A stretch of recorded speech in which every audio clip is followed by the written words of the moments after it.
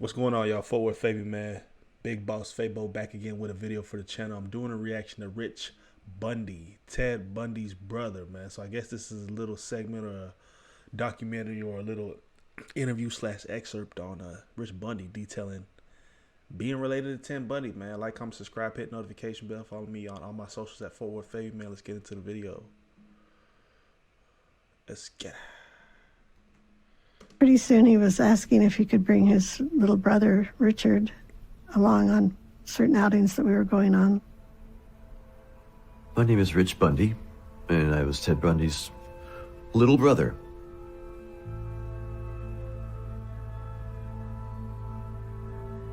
We were more than just brothers, we were close friends. I really look forward to spending time with him, which I did a lot of. Spend weekends with him, and summer vacations from school, I'd go live with him for most of the summer vacation. He was living in Seattle, and he'd have me come up there, spend the weekend, a couple of times a month. We'd go over and pick up Liz and Molly and get the raft out, and it would just be seem like a really healthy, okay, I got the basket, okay, doodle-doo, here we go.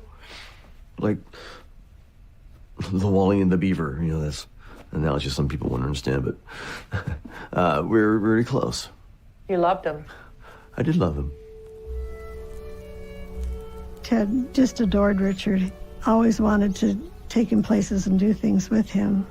We would frequently go, me and Ted and Molly and Richard, we'd go raft down certain rivers. And so it was a lot of fun, and we did a lot of rafting. I know that Richard looked up to him and kind of held him in awe. The kind of thing a boy of 12 years old just automatically thinks, like, oh, hey, that person's really awesome and got it together. I'm going to follow what they say. It's like, you can do no wrong. So, yeah. Yeah, if you don't know who Ted Bundy is, bro, probably one of the biggest, well-known, renowned serial killers from, I would say, the late 60s, early 70s, if not early 70s point stages, up there with the Wayne Gacy's, the Dahmers. Ted Bundy's probably one of the faces of that era of killing. You know what I mean? Brutal. I want to say 17 plus, 20 plus murders or something like that, maybe. And that's just me guesstimating, but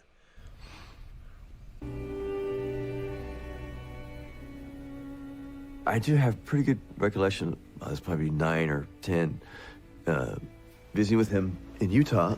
He was going to law school, and he had sent me home early. I was really upset with him because it was out of the blue. Said it in a way that, like, I just got something really important to do. Things are really tough right now. And so I dropped it. I figured, well, it didn't matter what it was. It just upset me that, shoot, man, I was having a good time here with you.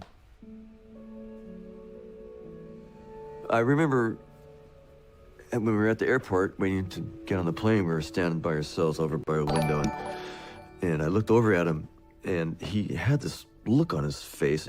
He was looking one direction, and I was looking at his profile inside of him, and I don't think he saw me looking at him because I could see this look on his face that he was horrified and disgusted about something. There was never any time that he'd ever changed plans on me like that, so extremely.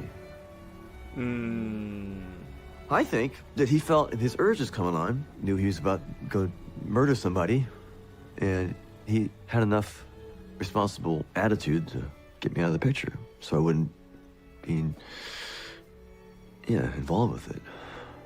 that's crazy. Imagine your brother, let alone older brother's a serial killer, right? Older sibling, one you should probably look up to, try to admire, footsteps possible to follow in. One of the biggest serial killers of all time. And honestly, I'm not sure if this little short documentary will detail when or at what point in time he actually found out that his brother's a killer. But we'll see.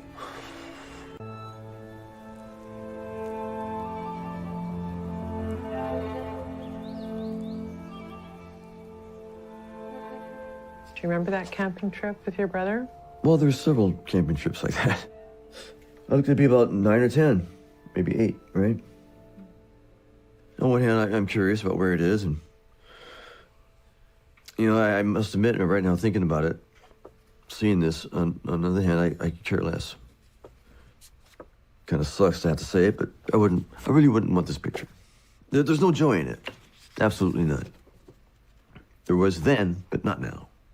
You know, he could do a million of these, but it doesn't outweigh one, just one of the victims, you know. One of those people, it only takes one person that he killed to make it all just go to shit, you know.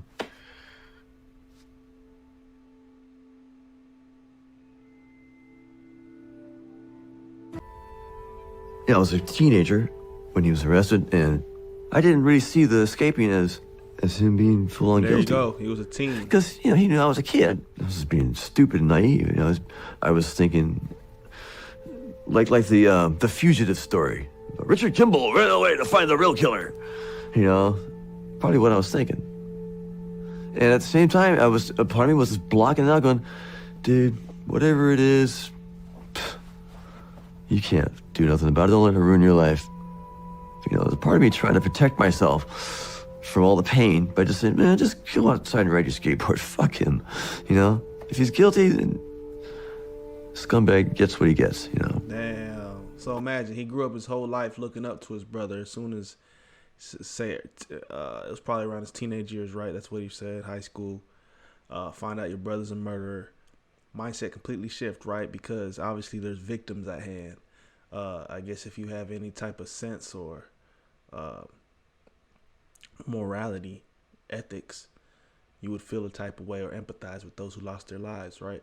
So that's why I guess it immediately takes a different side, switches, perspective flips, right? That's my brother, but my brother's a murderer. So, hey, let justice take its course. Come on into my abode, my home. Bro, look like he living rough. Some things make me really depressed.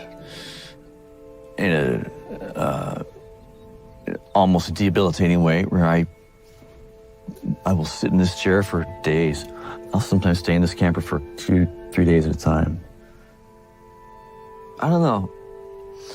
I'm not really afraid of not having a normal life. I've gotten used to life being kind of a bit of you have to kind of jimmy rig your way through life sometimes.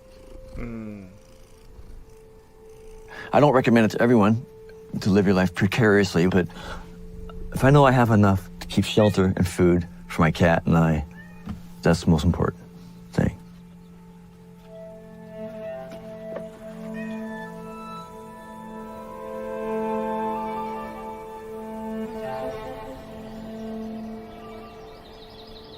Well, seem like Buddy living rough, right? I mean, imagine like what finding that out about your brother, how that's affecting your family lineage. Probably like, you know what I mean? You have a face card at that point in time. Everybody knows who you are. You're associated with, you know, a huge killer. How that affected him psychologically, mentally, you know, how he adjusted over time. And I don't know, it looks like he's going through the thick of it a little bit, but hey, man, interesting perspective, honestly. Never really knew he had a brother, honestly. And this take, I think there's always a story to be told, right, from a different perspective. So let me know y'all's thoughts on this one in the comment section below, man. If you have additional recommendations for content, comment down below. Peace, love, prosperity. We'll see you guys in the next video, man. We out.